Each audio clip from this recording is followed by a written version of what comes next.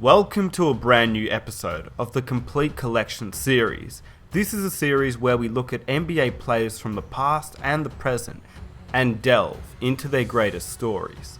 If you are new to this series, welcome. There is a playlist down below and on the screen right now that has each episode in the series. Today we'll be looking at Allen Iverson's complete collection of stories, as many of you guys down below in the comment section recommended I do next. If you would like to be featured on the next episode, comment down below which player you'd like to see next in this series that hasn't previously been done. Without further ado, I won't keep you waiting. The only thing that I would love if you could quickly do is tap that like button, because it really does help these videos out to reach more people.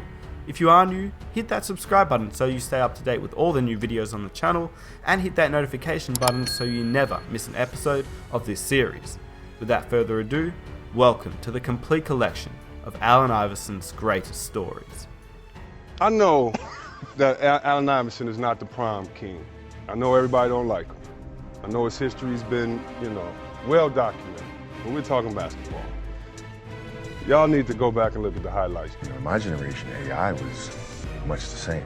It always put you in jeopardy. What were the players that you looked up to the most? Michael Jordan, Allen Iverson. Yeah, Michael Jordan, number one. Allen Iverson was number two. Low key, I've always wanted to be like Allen Iverson. You played against Allen, it was one of those things that he is the Red Bull. Little guy's not supposed to be doing that.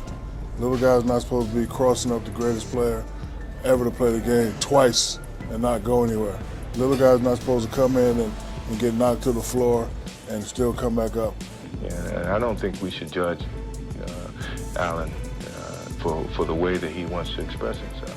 I mean, listen, we talking about practice. Not a game.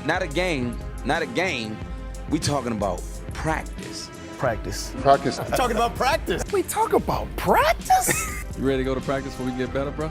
Practice? Not the game, you talking about practice? Even practice. Practice. We talking about practice. This is the honest to God truth. I retired because of Allen Iverson. He came down and he did that crossover thing, and I tried it, and then he laid it up, and then he hit me on the butt running by, and I knew it was time to go. He had such incredible speed and such a quick first step. To be that quick and his energy is amazing. It's something that makes him remarkable.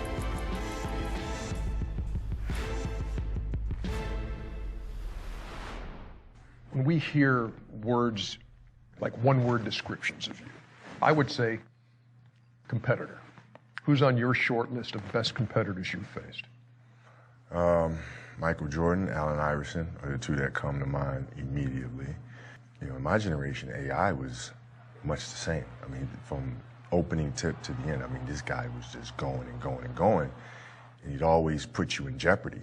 Talk to us about your relationship with Kobe and what it was like going to war with him over all these years. He was He really admired you, bro. Yeah, he was the ultimate. He was the ultimate competitive, man. Like, You lucky Allen Iverson not 6'8". 6'6", that's what he always that's used what to that say. man said, man. You lucky Allen Iverson. When I heard that, 6'6", it made me feel so good, because the respect that he gave me, it was like, he know. He drove me to be as more obsessive about the game, because I had to figure out how to solve that problem, You know how killers respect killers. You know what I mean? And that's what it was. He knew who I was. I know who he is. He gave me that push. I gave it to him. I love the stories. Just for people to put me in the same sentence with Kobe, just make me feel good about my grind, my mom, my family, my teammates, y'all, my homeboys. Just is a tribute to y'all. And I told him when I saw him here this weekend, I said, man, you don't realize how much you pushed me, and I don't think people nowadays realize how great you were as a player, and how big of a problem you were for defenses. To put me in the same category as Kobe Bryant, like, that's so dope to me. Rick, I remember my first year coaching in Toronto. I'm in this little restaurant I go to, a little quiet place. In walks AI. We got a Sunday afternoon game. 12 o'clock. And AI is hanging pretty good, and it's early. And I'm sending them drinks, and I'm like, AI, keep drinking up, keep eating. And he looks at me as he's drinking one of my drinks. He said, Coach, it's not going to work. I love Toronto. I like to put a show on here. And he commenced to coming out and giving us about 49 the next day at 12 o'clock. Nice delivery to Iverson. Comes up, scored, got it, the foul. Iverson. In this building on draft night. Here's Iverson free from to go one-on-one with Calderon. Now comes up on a crossover, written. Allen Iverson, Chuck, those numbers say it all.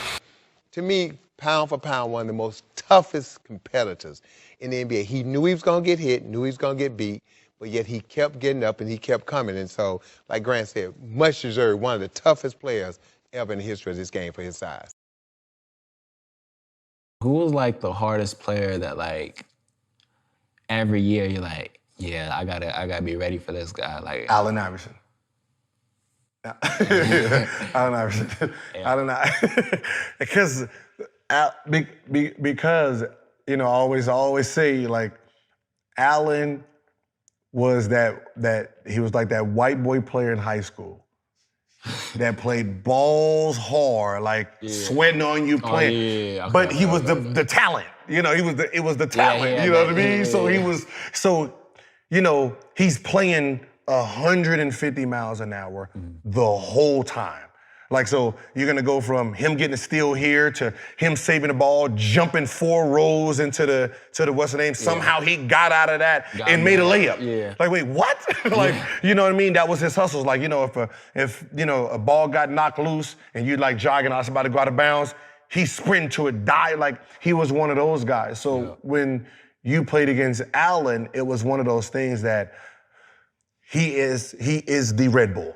Yeah. You know what I mean? So, you know, trying to stop him from scoring was a whole issue on itself. Yeah. Because, you know, green light, you know, he had no conscience. He's trying to score 50, 60. Yeah. But it's matching his energy was what people didn't understand. Right. We got to match his energy to even compete with the 60. Right. You know what I mean? So it's one of those guys, you got to pick him up, you know, 64 feet. You got to do all that. It's like, it's because, you know, like on offense, you got to try to get him tired when you don't have the ball because you don't want him to rest because he's doing the same thing. Like, it was just, you know, it was like, you'd rather guard, to be honest, you'd rather guard Kobe. Really? Than Allen. Why? Because with Kobe, he's going to go to his spots.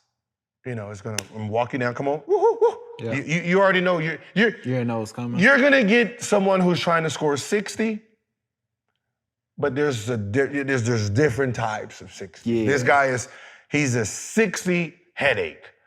Yeah. You know what I mean? It's one of those 60 headaches where it's like, it's just a nonstop coming.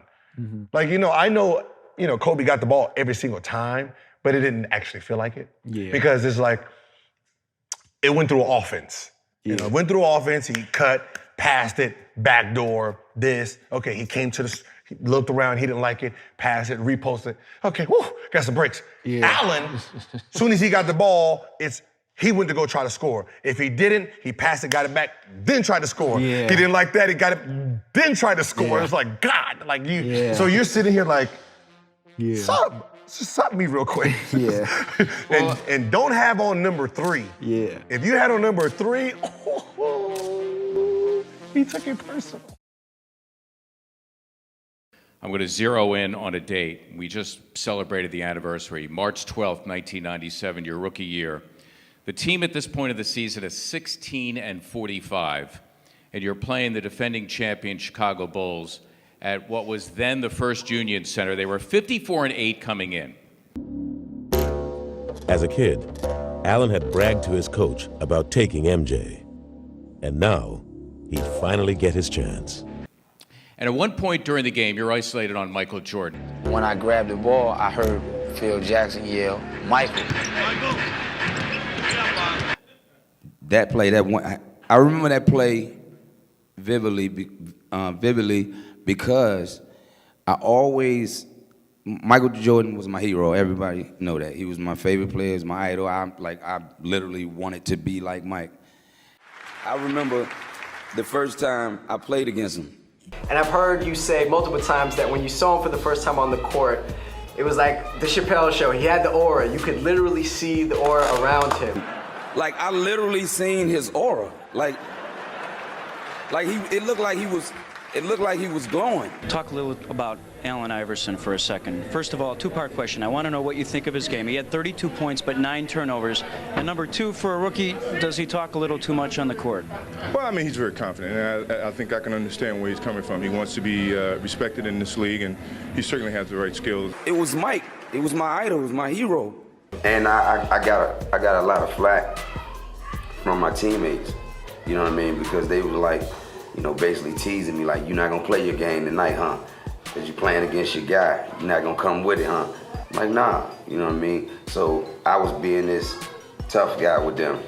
I used to always tell my family and my friends and my teammates in college and high school, said, you know, even the guys on my team for the Sixers said, if I get the greatest player to ever play the game on me, I'm gonna try my move on him. Is he the quickest guy you've faced?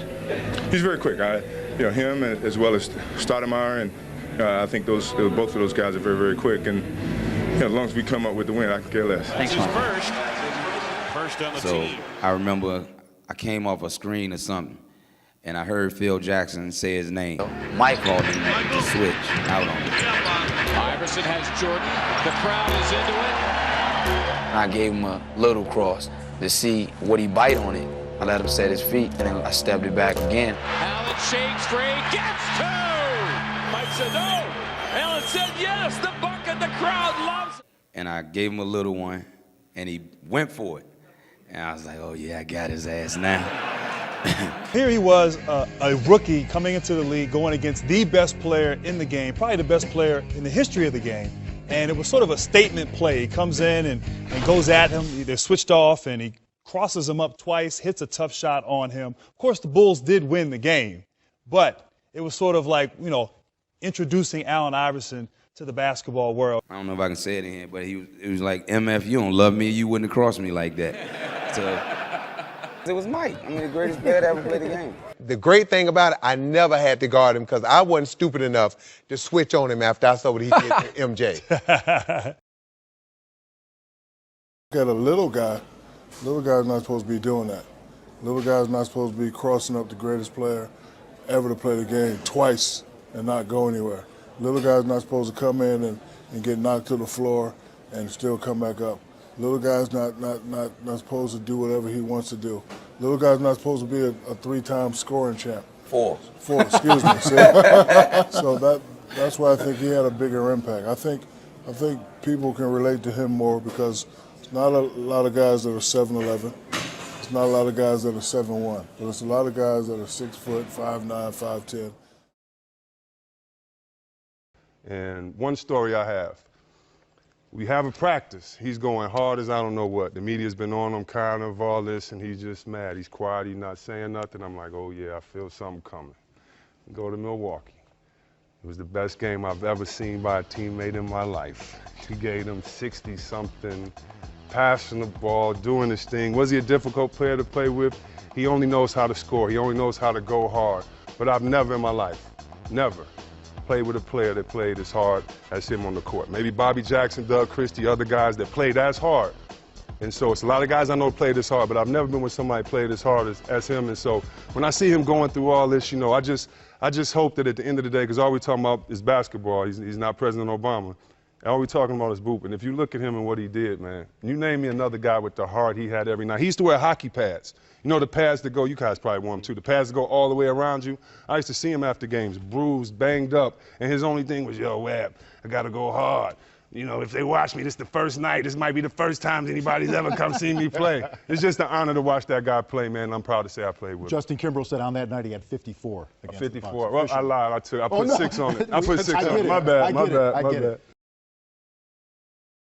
This is the second consecutive year that we've been up here on this stage. You've been nominated once again. Congratulations on that. How do you feel about that? I feel very excited until I saw that Allen Iverson was nominated. So This is the honest to God truth. I retired because of Allen Iverson. He came down and he did that crossover thing, and I tried it, and then he laid it up, and then he hit me on the butt running by, and I knew it was time to go. No, listen. I'll tell you a story.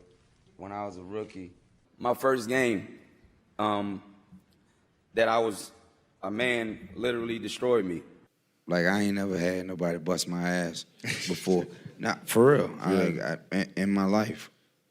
And I hadn't been killed like that before in my career, in my lifetime. And we played the Phoenix Suns, and KJ gave me 39, 9, and 9.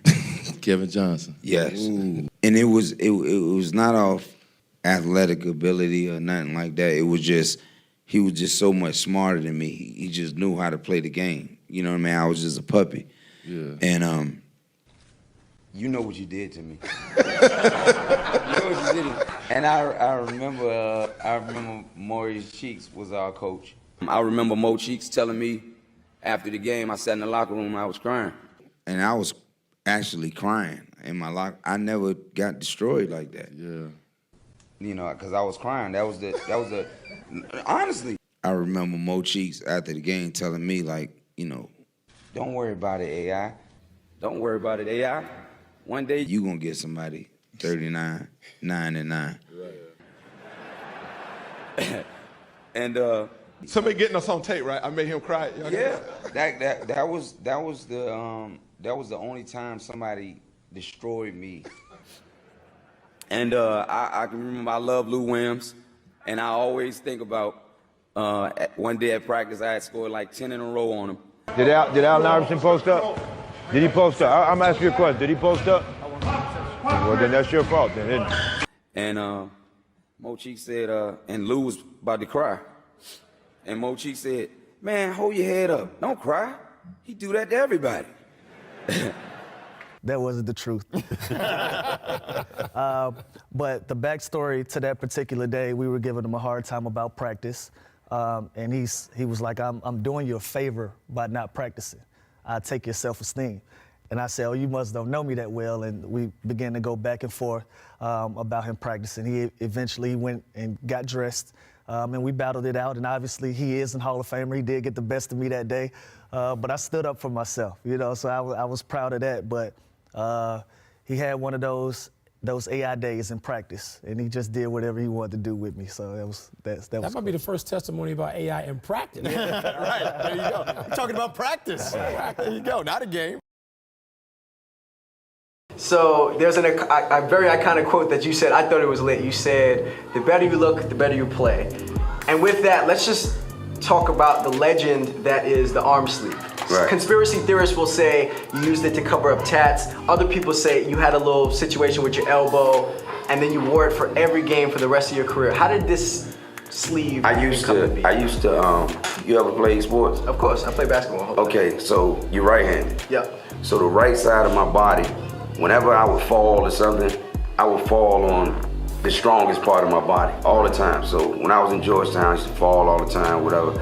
And my friends used to tease me because I had a big bursa sac on my arm. And then I went and had surgery on it, and it was still flaring up. So I would have to get it drained before every game.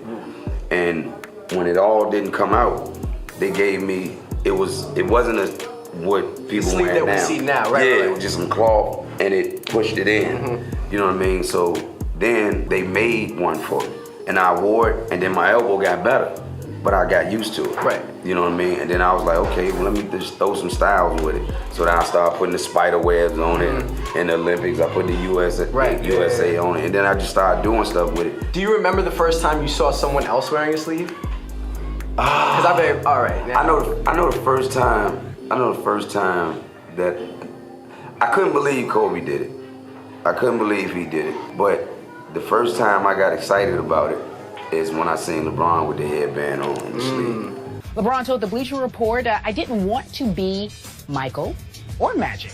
I wanted to be Allen Iverson.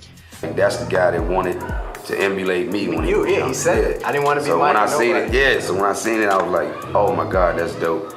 And it was cool for him to do it and paying homage to me, and he's colossal. Right. You know what I mean? He's a colossal superstar. Right. You know what I mean? And it was just dope.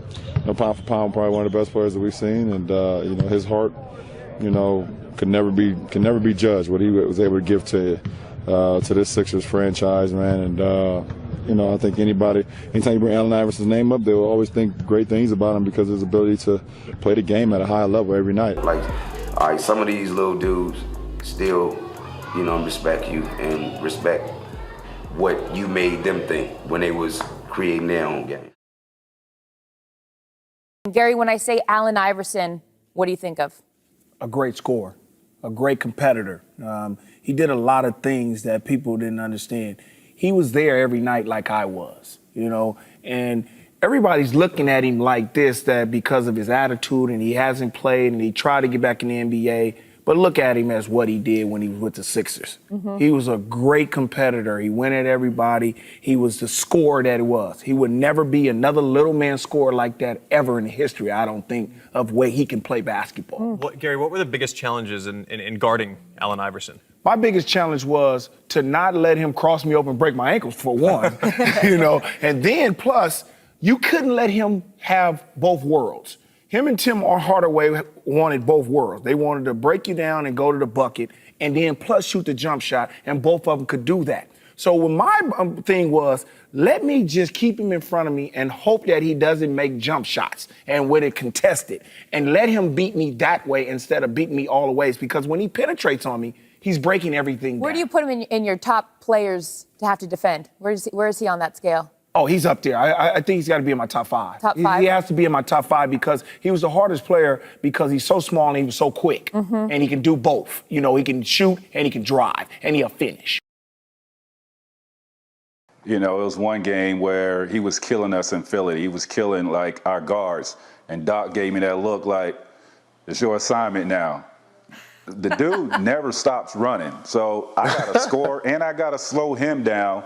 I was so tired after the game. I was the last one in the shower just soaking and trying to figure out why am I so tired from guarding and chasing this dude all over the court. But he was a joy to compete against. I want to start off, I want to throw this at Kyle. This is an inaugural question every time. Who's the first person in the league to bust your ass? Well, you knew this oh man, this the league, it's real. This man to my right. Oh, yeah. Now this is good. This is my first year, my second year in the league, and I was just playing. We was in Memphis. And I remember something happened, and the referee. I was like, man, what you want me to do? The referee said, man, you know what? He one of the hardest mother effers the referee there is. I said, so what am I supposed to do? Yeah, stay out of his way. I said, man, how am I supposed to do that? But, it showed me the ropes, and, it was a lesson that I learned. You know what I mean? I think for a guy his size, he was the most intimidating player in the NBA. I mean, you think about a guy 6 foot, 160 pounds, he was intimidating because physically he had a level of speed that nobody had ever seen. You know about the killer crossover, but to see Webb's point, the athleticism and then the relentless attack mode that he was in. Because that was the thing that made him so tough, because some guys you would play against, and Rick, they're gonna take 16, 18 shots a game. You're gonna have an opportunity to defend them. Iverson would go out there and take 35, 40 shots. He was in attack mode the entire game, and that just put a tremendous amount of pressure on 5 guys defensively. It wasn't just the point guard. I just never seen anybody like him. He's just fearless. That's what I respect most about him. He brought it night in and night out. You talk about guys that had an attack mode like Jordan and Kobe, that they're always compared. He's on par with them in terms of his aggressive attack to the game. You saw him tear up a little bit when he was talking about this year. This was the NBA Finals, 2001. 2001. But he went out and single-handedly carried them to that first game win in that series, and we fortunately came back and won that. But when I think of AI, he ranks up there, man. Chris, you're saying top 5 guards.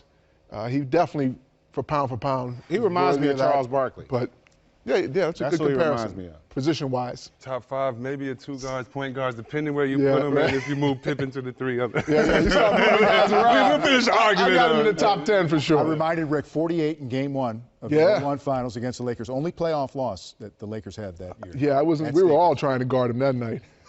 Unbelievable. Yeah. In the category of missed opportunities and what if and living totally up to potential, does Allen Iverson fit in there at all for any of you here? No. No, I don't think so. He reached it to. He maxed out. He maxed out. I don't think there's any guard that size other than Isaiah that's going to have that career. I don't think anyone. I think a lot of the guards like Ty Lawson, they thanking Allen Iverson, thanking guys like Isaiah to say, you know what, if I'm 5'10", 5'11", or even 6 foot, I can use my quickness. If I got a jump shot, use the pick and roll. Allen Iverson said that he can get knocked down 100 times, he's getting right back up. Yeah, but being I think he maxed out. Yeah, I don't think he. You won't look at Allen Iverson and say he did not reach his potential. I mean, he was MVP of our league once. You know, 4-time scoring champion. Yeah, so there's nothing. If he get more out of that, he gets more out of that. Yeah, unbelievable talent, and an unbelievable culture impact. He made your appearance, your demeanor, your attitude that people thought were threatening, not non-threatening, right? And realized that it's just a way of. Was that good? I think so. I really do. I think overall, he had his qualms, things about he probably should have done better. But in terms of a breaking down a wall and a barrier of stereotypes, I think he changed some of that. And I think that he made guys who wouldn't wear braids wear braids. He might have, I don't even know if Tim Some people Duncan... wearing braids too long now. Yeah, true. Too long, yeah. But I'm saying, too long. it was a stereo, it was a profile. And I think, the way he dressed and what he did, he kind of changed the whole culture and the attitude. And you had guys, I even think maybe Tim Duncan had some braids at one time, you know what I mean? So it's kind of all, he just changed your thought process in a good regard in that way, even though there were certain things he could have did better. Who's your point guard? I'm gonna go with AI, because he was fearless. He was like me. My thing was any little guy that came in there, I'm gonna touch him up, Ernie. I'm gonna touch him up and lay him down. But he was the only one, besides Gary, he was the only one that just kept coming back. On the rebound, Iverson putting the move on Bryant. Rejected by O'Neal. 5 blocked shots for Shaquille.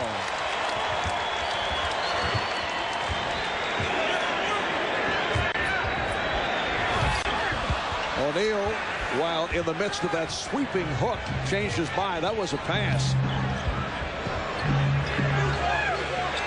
Iverson around Bryant. Oh, what a move by Allen Iverson. So I want to ask you guys, in your career, who did you not want to face the most? AI was mine. All right. I loved it. It's not that I didn't want to face him, but knowing that it's going to be an uphill battle. I always had a tough time with little, really fast guys. And as you can see right there, he got by me pretty easy. Bubba Chuck! But he was just fearless. Oh, He was fearless. I mean, he never let up. I mean, he was a warrior. You couldn't bully him. I could bully a lot of guys. You couldn't bully him. I mean, AI was my guy for sure. Do you remember how many points you had in that game against Iverson when he scored 60? No, I don't. He scored 60. We lost. It was a tough loss. So I don't remember. You had 16. I had 16. You had 16. Just rubbing it in a little bit more here, Grant. Yeah, hey, Newsflash. Whenever they ask you a question like that, they already know that. They know the answer. Okay, I appreciate that, Vet. No banana in the tailpipe, okay? I wore number 3 because of Iverson. He changed the whole culture of the game. And, one of my pound for pound best player to ever play, 6 foot, 155, but the stuff he was doing was unheard of, man, unseen. So, I got tremendous amount of respect for Allen Iverson. The way he changed the game, it was an honor just to be able to play against him the 2 or 3 years he was in the league when I got in. I really looked up to AI.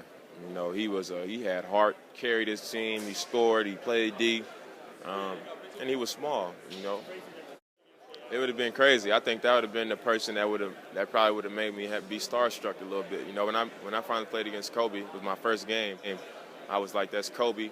You know, I was kind of tripping out about it, but if AI was on the court, I probably would have been like, man, this really AI in front of me. In the NBA that you like to watch and maybe emulate? I used to watch a lot of highlights of Iverson. Too strong? No! Allen Iverson. You know, I had the, how you guys call it? Cornrows. That's a point guard, folks. You remember we used to play 2 and 2? Yeah. Then I was just coming down and doing, you know, the crossovers, acting like I was Iverson. He's got stopped and he breaks his ankles, and he got it!